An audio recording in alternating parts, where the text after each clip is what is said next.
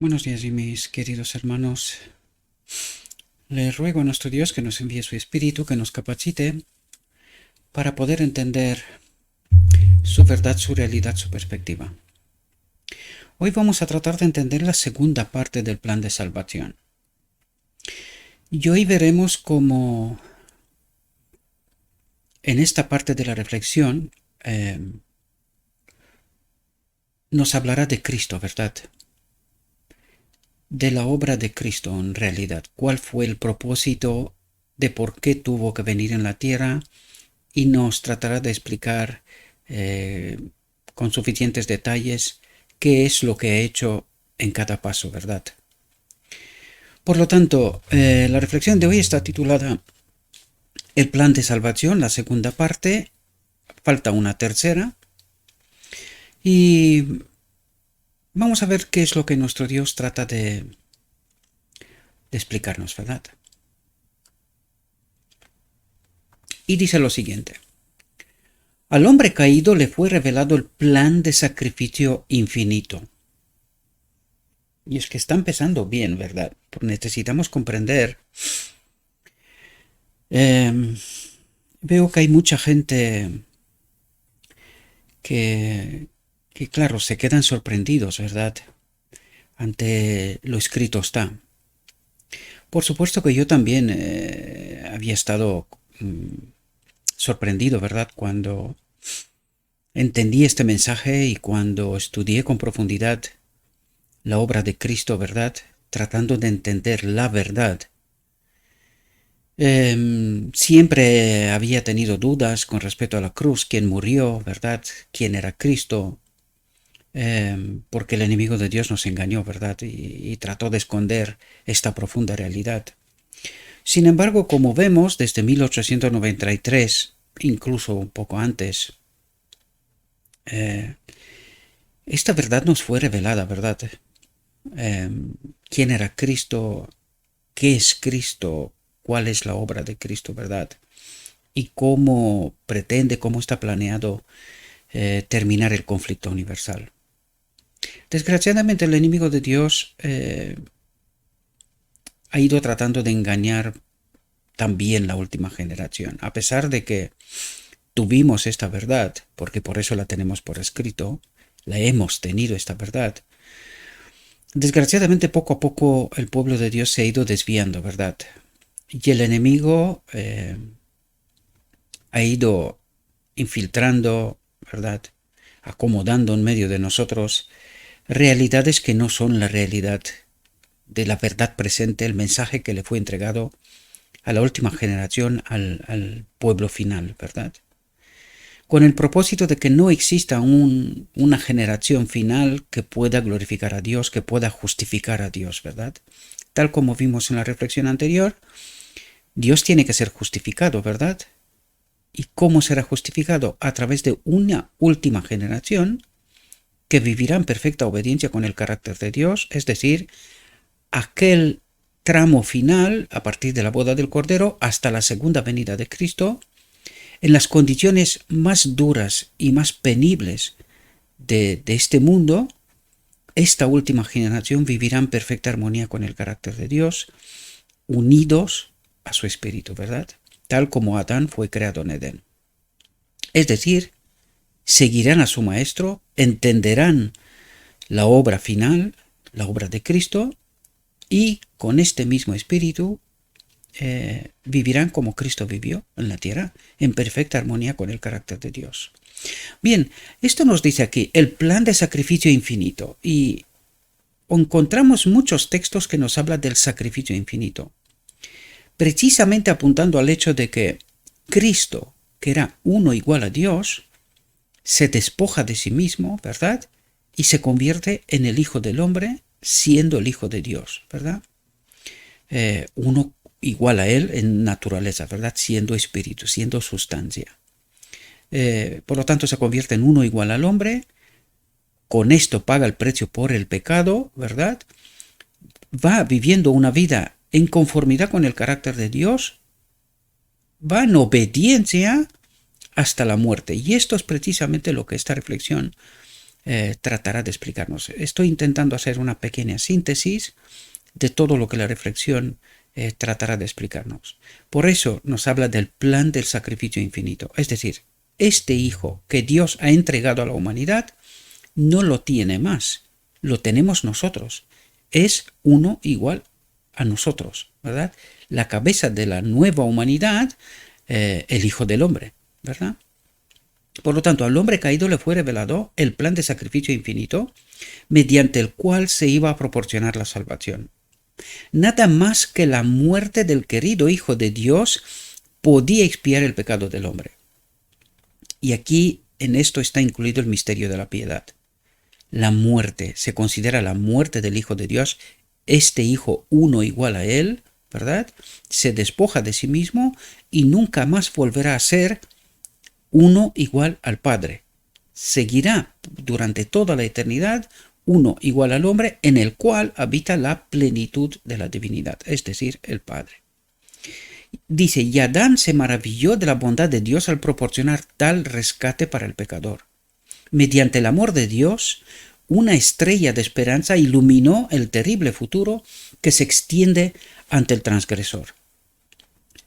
Dice, mediante la institución del sistema típico de sacrificios y ofrendas, la muerte de Cristo debía mantenerse siempre ante el hombre culpable. Es decir, todo el sistema ceremonial, todo el sistema judaico, ¿verdad?, fue creado, instituido con un solo propósito. Recordar, ¿verdad?, tener presente en nuestra memoria que es necesario un sacrificio divino para que el hombre pueda ser rescatado. Desgraciadamente, todo esto se convirtió en formas, tradiciones y otro tipo de cosas, de tal manera que cuando Cristo llegó, el pueblo de Dios estaba en tal confusión que no entendieron, no se dieron cuenta que ya llegó el Mesías, ¿verdad? Y nos hablará también en esta reflexión de esta profunda realidad, ¿sí?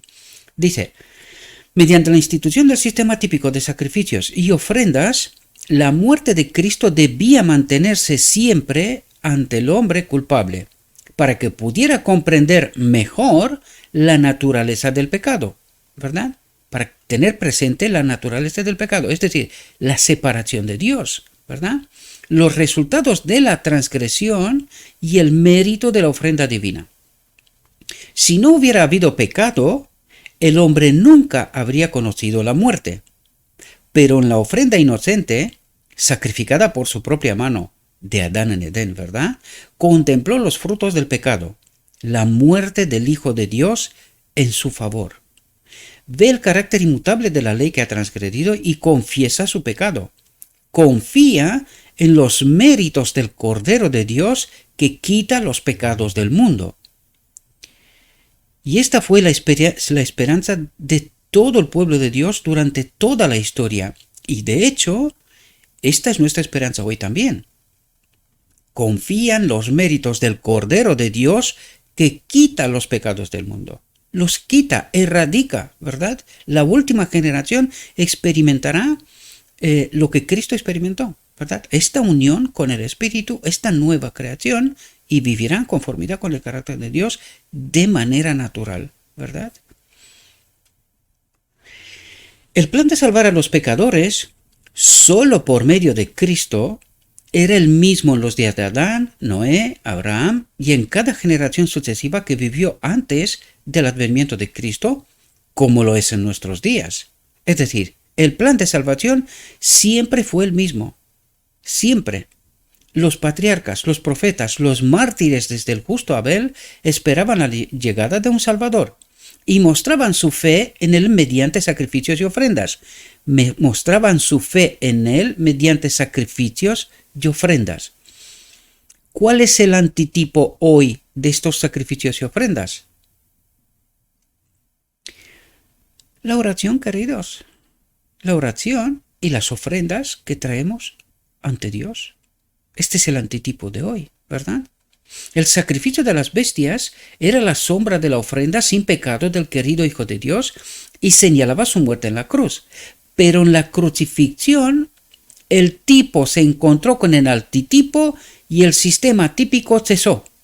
Es decir, todo el sistema judaico cesó, el sistema ceremonial, ¿verdad? Porque todo estaba ligado al santuario. Todo, ¿verdad? El Hijo de Dios es el centro del gran plan de redención que abarca todas las dispensaciones, ¿verdad? Antes de su venida, después de su venida. Él es el Cordero inmolado desde la fundación del mundo. Aquí hay algo que lo estoy leyendo últimamente y tengo una extraña sensación que hay algo aquí que apenas ahora estoy entendiendo, porque lo vais a ver y os lo diré, ¿verdad? Pero dice, fijaos lo que dice aquí, dice, Él es el Cordero inmolado desde la fundación del mundo. O sea que fue inmolado desde la fundación del mundo. Por lo tanto, vais a ver que llega en un momento y dice que en él habitaba la plenitud de la divinidad. Ahora, estoy un poco confundido y voy a centrarme un poco más en esto, en esta realidad, porque, no sé, tengo la sensación que se me escapa algo, ¿verdad? Por eso lo resalto y me gustaría que vosotros me ayudéis en este sentido, ¿verdad? Si encontráis textos que nos explica un poquito esto, porque aquí dices, Él es el Cordero inmolado desde la fundación del mundo.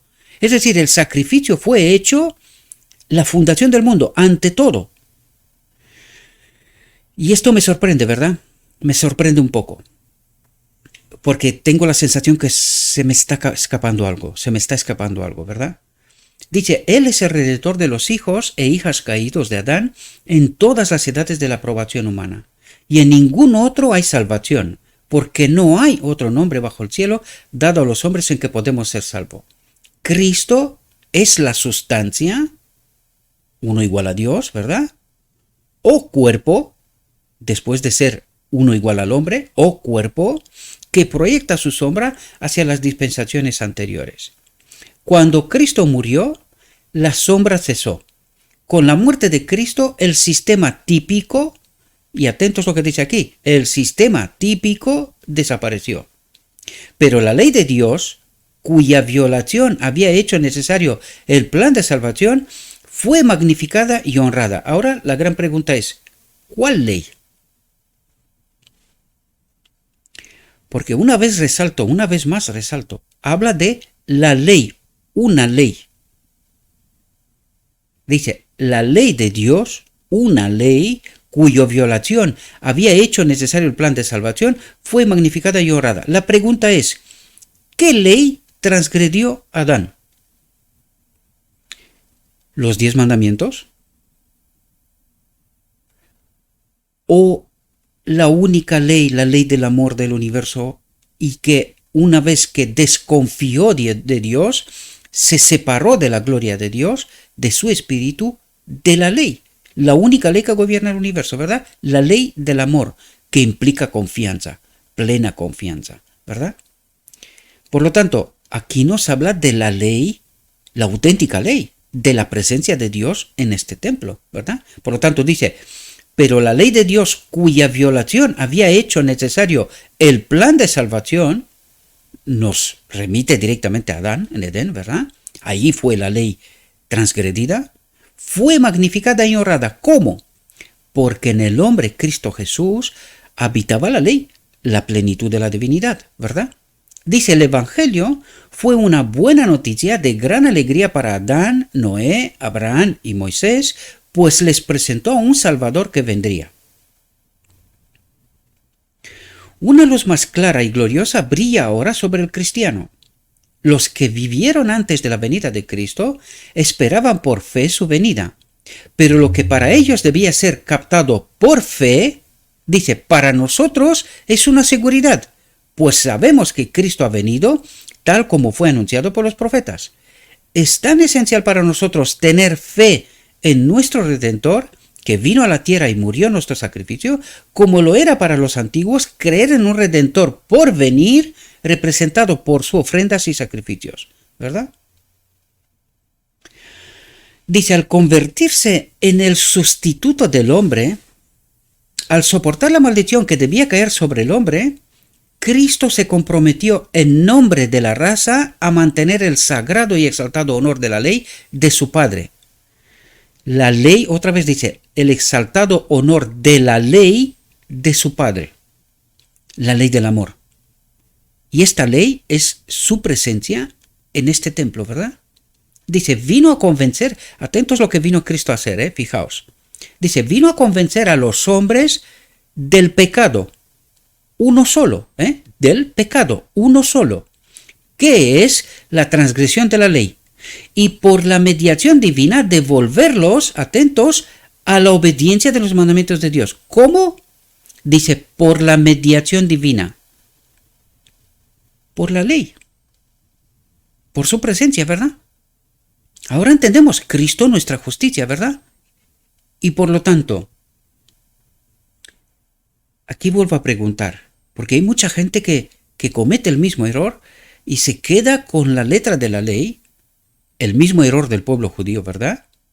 Y no entiende quién es la ley y cómo se manifiesta esta ley, cómo se puede obedecer esta ley, ¿verdad? Y fijaos lo que nos dice. Dice, y por la mediación divina, por su presencia en este templo, devolverlos a la obediencia de los mandamientos de Dios. ¿Adán tenía algún mandamiento? No. Por lo tanto, ¿cómo obedecía Adán? Porque la gloria de Dios habitaba en él, ¿verdad? Pero a nosotros, en nuestra condición, nos explica a través de las tablas de la ley, a través del Corintios 13, nos explica qué significa que Cristo habite aquí. ¿Cómo se manifiesta, verdad? Por eso nos dice devolverlos a la obediencia de los mandamientos de Dios, que son ¿qué? Una expresión de la ley, del carácter de Dios, ¿verdad? Dice, Dios ha entregado el mundo en manos de Cristo para que pueda reivindicar completamente las exigencias vinculantes de la ley. ¿Cómo? Dice, reivindicar completamente las exigencias vinculantes de la ley y poner de manifiesto la santidad de todo principio. ¿Pero cómo se hace esto? A través de Cristo, dice, Dios ha entregado el mundo en manos de Cristo para que pueda reivindicar completamente las exigencias vinculantes de la ley y poner de manifiesto la santidad de todo principio. Dice, Cristo fue el heredero designado por el Padre de todas las cosas, por quien también hizo los mundos. Por lo tanto, ¿quién creó todo? Cristo. El heredero designado por el Padre de todas las cosas, por quien también hizo los mundos. Era, fijaos, una vez más recalco, habla al pasado, fijaos, era el resplandor de su gloria, la imagen expresa de su persona, y sostenía, al pasado otra vez, todas las cosas por la palabra de su poder. Dice, poseía la excelencia y la grandeza divinas. Poseía la plenitud de la divinidad. ¿Verdad? Eso es lo que nos trata de decir. Y lo ligo una vez más con lo que nos dijo al principio. El cordero inmolado desde la fundación del mundo. Es decir, antes de que se haga nada, él se ofreció como el cordero de Dios, ¿verdad? Cuando lees con atención te das cuenta que hay algo, hay algún matiz que a mí está empezando a darme la sensación de que se me está escapando todavía algo más, ¿verdad? Vamos a entrar un poco más en profundidad y entender. Y fijaos lo que dice aquí, porque esto me deja perplejo. Por eso me entró la duda y dije, ¿será que en realidad Cristo se ofreció como el Cordero de Dios justamente al principio? Y fijaos lo que dice aquí. Al Padre le agradó que en él habitara toda la plenitud. La pregunta es, ¿desde cuándo? ¿Desde la fundación del mundo o desde que llegó a la tierra? Y esto es muy interesante, sí, y quizás es bastante importante comprenderlo, ¿verdad? Porque claro, entendemos aquí que en el cielo Cristo era como un ángel. Nos habla de él como un ángel, ¿verdad? Por eso el enemigo de Dios tuvo la osadía, ¿verdad?, de querer ser como Él, ¿verdad? Y entendemos que cuando entró en el consejo de Dios, pues Él no participó y esto le molestó, ¿verdad? Por ahí empezó la cosa, ¿no? Pero esto, claro, también nos dice de que en el cielo no lo veían como uno igual a Dios. Esto es muy interesante, por eso me entró la duda en cuanto a este asunto, ¿verdad? Porque claro, dice, al Padre le agradó que en él habitara toda la plenitud. ¿Desde cuándo? Fijaos lo que dice. Y Cristo no consideró que fuera un robo ser igual a Dios. Una vez más recalco, ¿desde cuándo? Fijaos lo que dice a continuación para que nos demos cuenta. O sea, nos habla primero de esto y luego nos habla de qué es lo que hace Jesús. Dice, sin embargo, Jesús cambió el trono de la luz y gloria que tenía con su Padre, considerando que no era cosa de desear ser igual a Dios. Por eso cuando entras en profundidad y tratas de entender esto, te entra esta duda, ¿verdad? Es decir, Él se ofreció como sacrificio al ser uno igual a Dios, aceptó desde el inicio ser, por eso cuando vemos en la creación, ahora me está viniendo a la mente, ¿verdad? Ser el Hijo del Hombre, ¿verdad? Uno igual al hombre, aunque no fue creado todavía, pero fijaos, cuando crea a Adán dice que era la imagen de Dios, o sea, la imagen de Cristo, ¿verdad? Por lo tanto, Cristo era hombre, el Hijo del Hombre, desde la eternidad.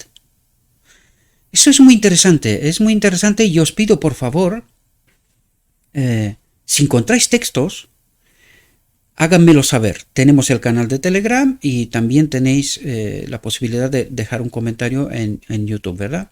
Pero claro, cuando lees esto y trates de entender lo que Dios trata de decirnos, ¿verdad? Ya os lo digo que es que me entró la duda. El texto dice que Él se ofreció como el Cordero de Dios o sea, el Cordero inmolado desde la fundación del mundo. Lo está diciendo metafóricamente para que luego entendamos qué es lo que ha hecho en la encarnación y todo recorrido hasta la cruz, o es que se ofreció desde la fundación del mundo como el Cordero inmolado, se rebajó. No sé, me está entrando dudas ahora mismo, ¿verdad? Por eso os pido la ayuda, ¿no? Pero claro, cuando entiendes lo que dice aquí, al Padre le agradó que en él habitara toda la plenitud y Cristo no consideró que fuera un robo ser igual a Dios. ¿Dónde? En el cielo, ¿no?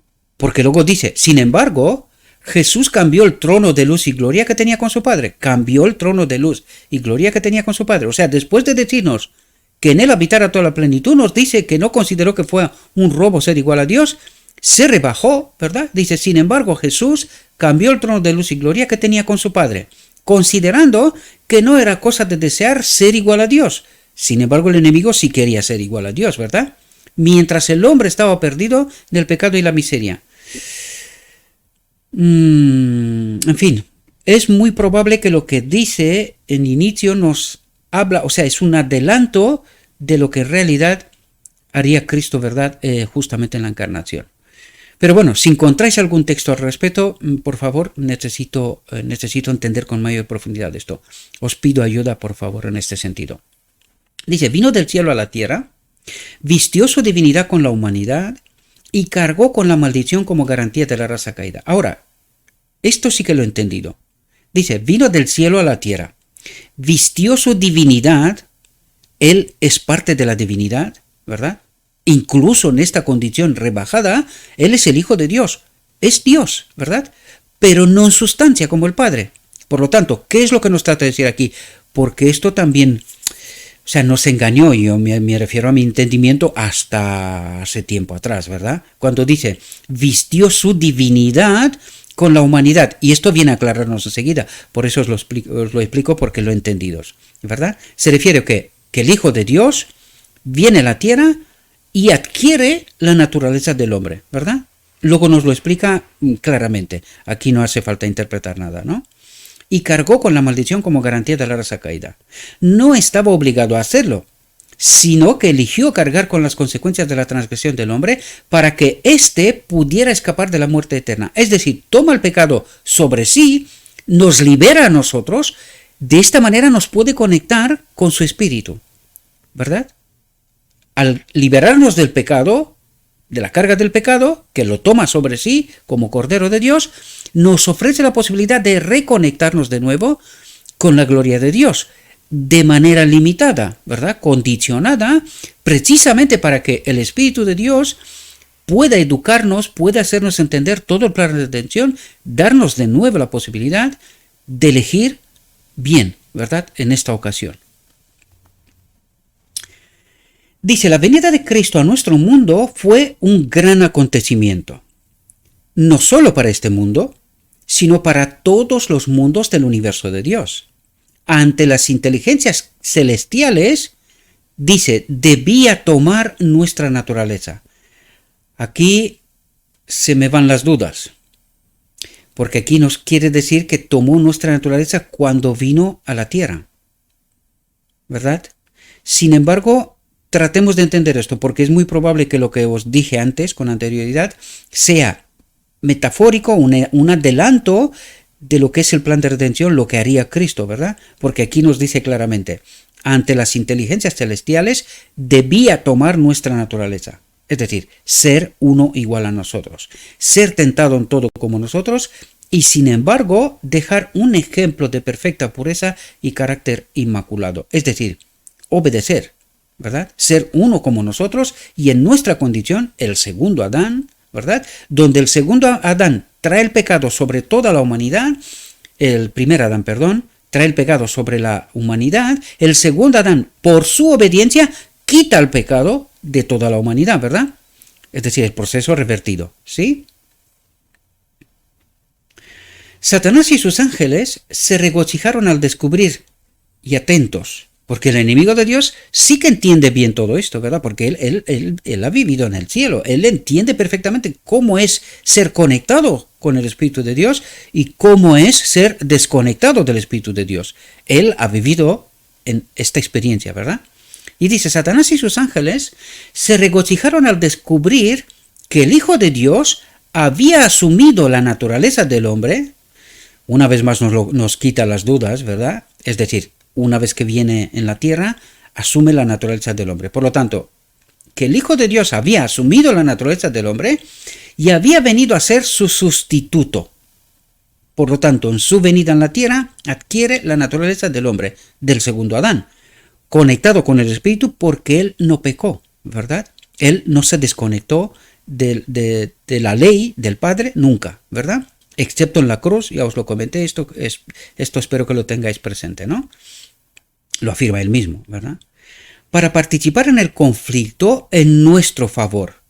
Es decir, que el segundo Adán vaya viviendo una vida de perfecta obediencia, de perfecta sumisión a la ley, y de esta manera rescatarnos de la condenación, ¿verdad? La familia humana había sido dominada por el engaño del enemigo. Dice, había sido al pasado. Porque todos han pecado y están destituidos de la gloria de Dios, separados de la gloria de Dios, de su espíritu, de la ley, ¿verdad? Y el enemigo esperaba que Cristo también fuera víctima de sus seductoras artimañas. Es decir, el enemigo sabía que Cristo, en esta naturaleza del hombre, ¿cómo se dice? Vulnerable, es vulnerable, ¿verdad? Puede pecar. Y dice, Satanás se gloriaba en la oportunidad de asediar al Hijo de Dios con feroces tentaciones. Y aquí entendemos toda la vida de Cristo hasta la cruz. ¿Y por qué llega a la cruz? ¿Verdad? Precisamente porque Satanás se gloriaba en la oportunidad de asediar al Hijo de Dios con feroces tentaciones. Como había asumido la naturaleza del hombre, es decir, como estaba en nuestra naturaleza, Satanás consideró que su victoria era segura. Había vencido al hombre, ¿por qué no iba a vencer a Cristo también en esta naturaleza? Y dice, y con todas las artimañas malignas en su poder, se esforzó por vencer a Cristo. ¿Y por qué llegó Cristo en la cruz? Por esto, Porque el enemigo, ayudado por el hombre también, ¿verdad? Porque separados de Dios nada bueno podemos hacer, pues llevamos a Cristo hasta la muerte, ¿verdad? En su deseo de hacerlo, de tentarlo, de hacerlo pecar, lo llevó hasta la muerte. La firme resistencia de Cristo a las tentaciones del enemigo llevó a toda la confederación del mal a la guerra contra él. Confederación del mal, y nos incluye aquí, ¿verdad? Porque nosotros también somos parte de la confederación del mal. ¿Por qué? Porque estamos separados de Dios, ¿verdad? Dice los hombres, y aquí lo dice, ¿no? Dice los hombres y los ángeles malvados unieron sus fuerzas contra el príncipe de la paz. Y esto nos relata, ¿verdad? La venida de Cristo y toda la historia nos relata precisamente esto, que nosotros lo matamos. ¿Inspirados por quién? Por el enemigo y por los ángeles malvados, ¿verdad? Dice, las cuestiones que estaban en juego estaban más allá de la comprensión de los hombres. Y las tentaciones que asaltaron a Cristo eran tanto más intensas y sutiles que las que asaltan al hombre. Y fijaos lo que dice aquí. Como su carácter era más puro y más exaltado. ¿Por qué? ¿Quién es nuestro carácter? ¿Quién forma nuestro carácter? ¿Quién es nuestro carácter? Cristo nuestra justicia, ¿verdad? ¿Y quién era el carácter de Cristo? La plenitud de la divinidad habita en él. Por lo tanto, dice, como su carácter era más puro y más exaltado, es decir, la naturaleza de Cristo era divino-humana, más exaltado que la nuestra. A nosotros nos falta, ¿verdad? La naturaleza divina, el espíritu en plenitud, ¿verdad? Dice que el carácter del hombre en su contaminación moral y física, es decir, nos falta el espíritu. Contaminación moral, nos falta la ley, y física, estamos degradados, ¿verdad? Nuestra naturaleza es degradada. En su conflicto con el príncipe de las tinieblas, en este átomo de mundo, Cristo tuvo que enfrentarse a toda la confederación del mal, a las fuerzas unidas del adversario de Dios y del hombre, y nos incluye en la confederación del mal, ¿verdad? Pero en cada punto se encontró con el tentador y lo puso en fuga. Cristo fue vencedor de los poderes de las tinieblas. Y atentos a lo que dice aquí, porque esto como que no lo contemplamos, ¿verdad? Dice, y asumió el riesgo infinito. ¿Por qué? Si Cristo hubiese pecado, hubiese sido condenado a la muerte como la raza humana. Asumió el riesgo infinito. Y ahora lo entenderéis porque nos hablará de esto, ¿verdad? Dice, de consentir en la guerra con el enemigo para poder vencerlo en nuestro favor, ¿verdad? Dice, el Redentor del mundo vistió su divinidad, como siendo parte de la divinidad, ¿verdad?, con la humanidad. Es decir, adquirió nuestra naturaleza, ¿verdad?, para poder llegar a la humanidad, para poder ser uno como nosotros, ¿verdad? Porque para traer al mundo la salvación, era necesario que la humanidad y la divinidad estuvieran unidas. ¿Por qué? ¿Cómo estaba Adán cuando fue creado? La divinidad y la humanidad y la divinidad estuvieron unidas. La gloria de Dios habitaba en él. Por lo tanto, Cristo tenía que estar en la misma condición que Adán. Sin embargo, tenía que obedecer, ¿verdad? Tenía que someterse a la ley, al Padre, ¿verdad? Y esto es lo que nos trata de decir. Cristo tenía que ser uno como Adán en la creación, ¿verdad? Para poder llegar a la humanidad, porque para traer al mundo la salvación era necesario que la humanidad y la divinidad estuvieran unidas. Es decir, tenía que estar en la misma condición que Adán, sin embargo, tenía que obedecer, ¿verdad? Hasta el final. Y es lo que hizo, hasta la muerte, ¿verdad? La divinidad necesitaba de la humanidad para que la humanidad pudiera ofrecer un canal de comunicación entre Dios y el hombre. ¿Cuál es ese canal? El único canal.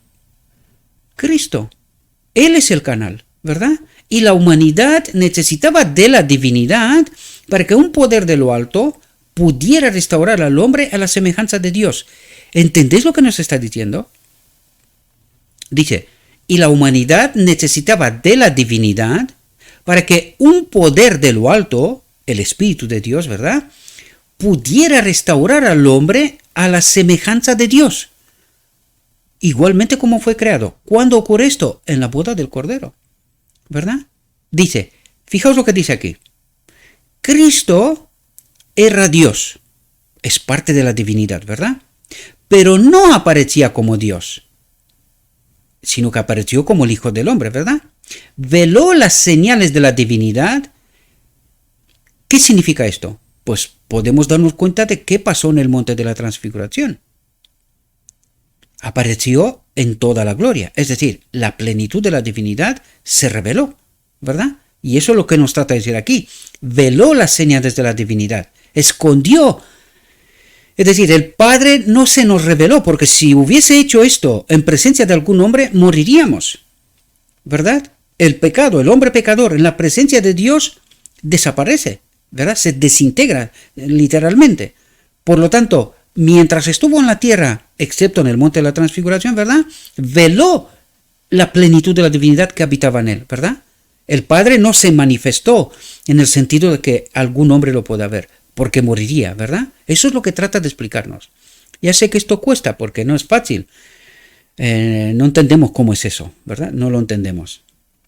Veló las señales de la divinidad que habían ordenado el homenaje de los ángeles y suscitado la adoración del universo de Dios. Dice, se despojó de su condición. ¿Cuál era su condición? Uno igual al Padre, ¿verdad? Dice, por nosotros se hizo pobre, por nosotros rebajó de naturaleza, ¿verdad? Para que nosotros, con su pobreza, nos enriqueciéramos, es decir, fuéramos exaltados, que es lo que ocurre en la boda del Cordero, ¿verdad? Seamos llenados de la plenitud del Espíritu, ¿verdad? Que esto es lo que ocurre en la boda del Cordero en el decreto divino. Dice, se humilló para pasar por las experiencias del hombre y no quiso apartarse del plan por el cual la salvación podía llegar al hombre. No quiso apartarse del plan por el cual la salvación podía llegar al hombre. Conociendo todos los pasos en el camino de su humillación, se negó a no descender paso a paso hasta las profundidades de la aflicción del hombre para poder expiar los pecados del mundo condenado y perecedero. Dice, qué humildad la suya. Asombró a los ángeles, es decir, a todos los seres celestiales. Cuando se refiere a los ángeles, se refiere en términos generales a todos los habitantes de la creación de Dios, de otros mundos, ¿verdad? Dice, la lengua no puede describirla. Y recordad que ayer os comentaba yo de que no tenemos en nuestro lenguaje palabras para poder expresar qué es lo que hay en el universo de Dios, ¿verdad? Es que no nos falta eso. Dice, la lengua no puede describirla, no hay palabras, no hay forma. La pluma no puede describirla. Dice, la imaginación no puede asimilarla. Es justo lo que ayer trataba de comentaros, ¿verdad? No tenemos ninguna referencia, ni palabra, si ni la imaginación llega, estamos fuera de este marco, no lo comprendemos, ¿verdad? Y fijaos lo que nos dice aquí. Dice, sin pecado y exaltado por naturaleza, es decir, en él habitaba la plenitud de la divinidad, el Hijo de Dios consintió en tomar las vestiduras de la humanidad para hacerse uno con la raza caída. Uno igual a nosotros, ¿verdad? Dice, el Verbo eterno consintió en hacerse carne. Uno igual al hombre, el Hijo del Hombre, ¿verdad? Fijaos lo que dice. Dios se hizo hombre. Y aquí, de una vez por todas, deberíamos de tener claro qué pasó en la cruz. ¿Quién murió en la cruz? Porque nosotros todavía creemos que en la cruz murió un Dios. Y no sabemos explicar esta realidad. Yo durante muchísimo tiempo, y mucho más gente, ¿verdad? Esta es una de las cuestiones que la teología no fue capaz de explicar. Ahora en este ministerio hemos entendido a través de lo escrito está esta cuestión. ¿Quién murió en la cruz? En la cruz murió el segundo Adán. Por eso Cristo dice, Padre, Padre, ¿por qué me has abandonado? Es decir, la plenitud de la divinidad sale de él porque si no, no moriría. Por lo tanto, le permite al enemigo de Dios que cumpla con su propósito. ¿verdad? Que se delate. ¿Qué es lo que en esencia quería hacer? Matar a Dios. Eso es lo que quería hacer. Por lo tanto, a los ojos del universo, el Padre sale y le permite al enemigo que cumpla con lo que quería hacer. ¿Verdad? Matar a Cristo. Matar a Dios. Y esta es la explicación. Por lo tanto, ¿quién murió en la cruz? El segundo Adán. ¿Dónde se hizo la paga del pecado? En la encarnación. ¿Entendéis? Y, es decir, todo el sacrificio completo, hay que entenderlo todo como un sacrificio. La encarnación hasta la muerte de la cruz, porque es la obra completa. El segundo Adán también tenía que obedecer hasta el final. ¿Cuál final? De dos una, o el hombre entendía lo que Cristo vino a hacer, aceptaba y pedía al Espíritu de Dios, o la otra opción era morir en la cruz. ¿Cuál era la opción más lógica? El hombre separado de Dios no puede hacer nada bueno, no entiende, estamos fatal.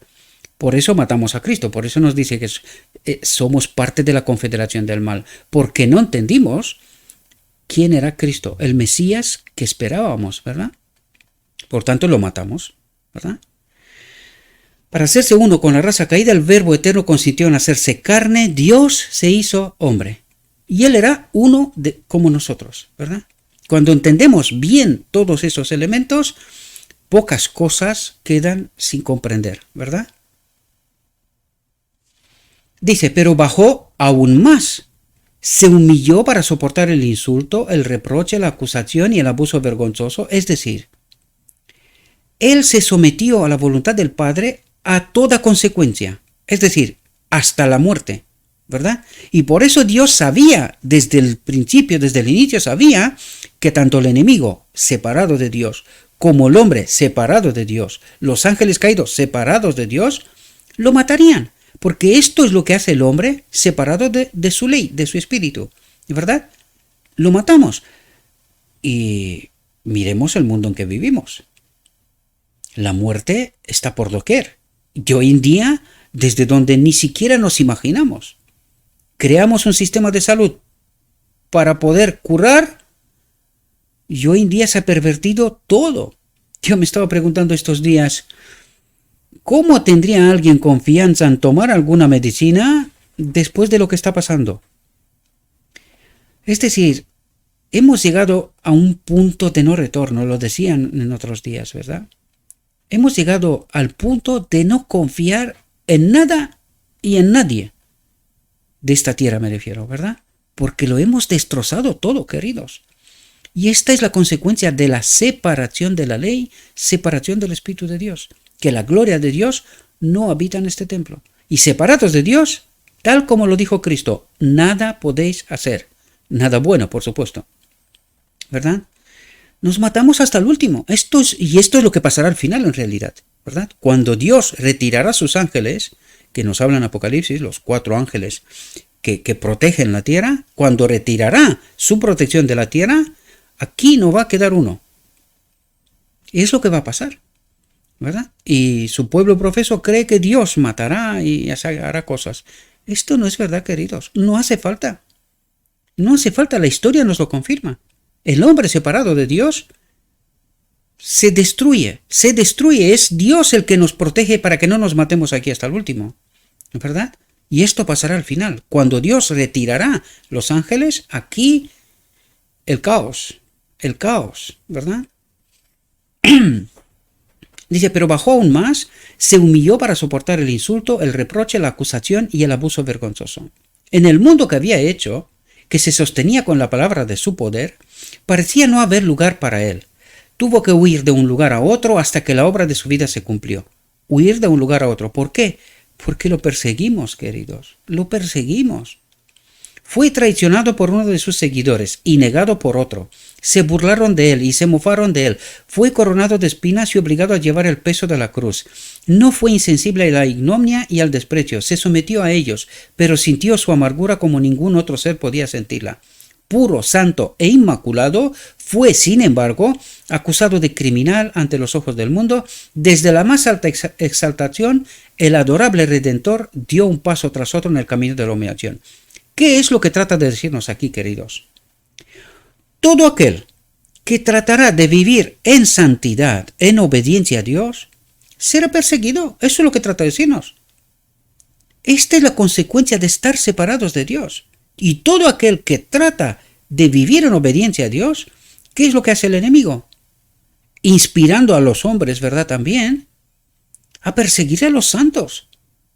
¿Y no ha pasado esto en toda la historia? ¿No es eso lo que nos revela toda la historia? ¿Hemos matado continuamente a los santos? ¿Hemos perseguido?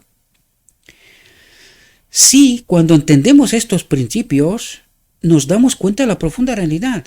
¿Qué hará la humanidad al final del tiempo cuando el pueblo de Dios será glorificado?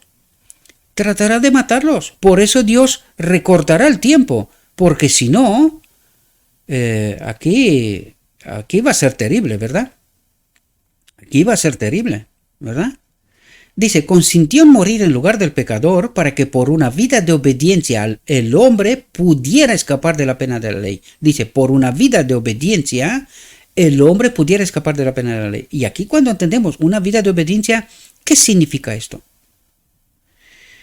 Tratar de vivir conectados con el Espíritu constantemente, porque entendemos que es el Espíritu en nosotros el que nos falta y el que nos hace obedecer, ¿verdad?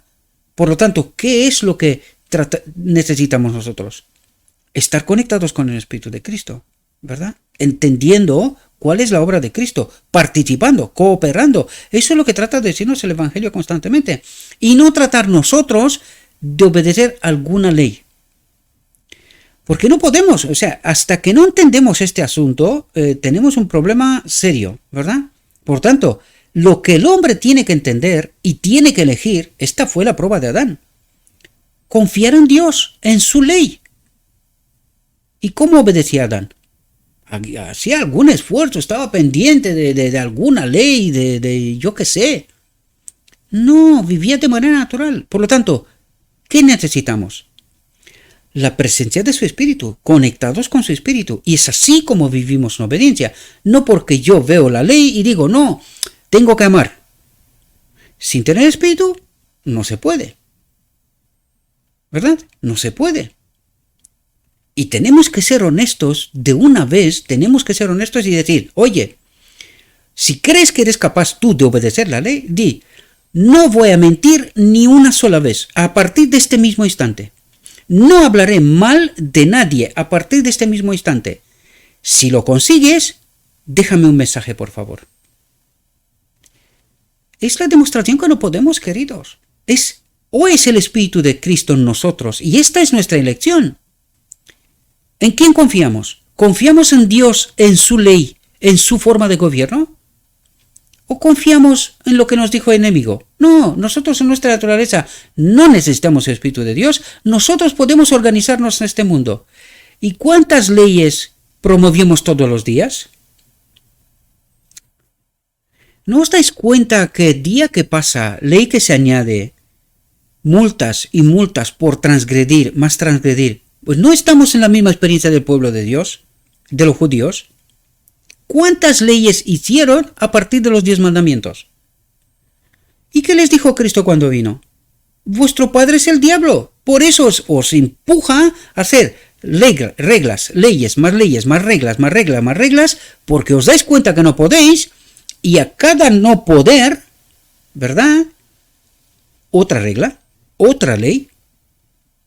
Hasta que no entendemos que el Espíritu de Dios, su ley en nosotros, es todo lo que necesitamos, someternos a su gobierno, a su voluntad, confiando plenamente que lo que Dios hace por mí, a través de su Espíritu, es lo mejor, inmejorable. Esto tenemos que creerlo, confiarlo sin cuestionamiento. A este punto tenemos que llegar. Elegirle a Él, confiar en Él, y Él hará. Y punto. Esto es lo que necesitamos comprender en toda la profundidad, porque nosotros podamos poner todas las leyes del mundo mundial, del universo, lo que más queramos. Sin Dios no podemos. Punto.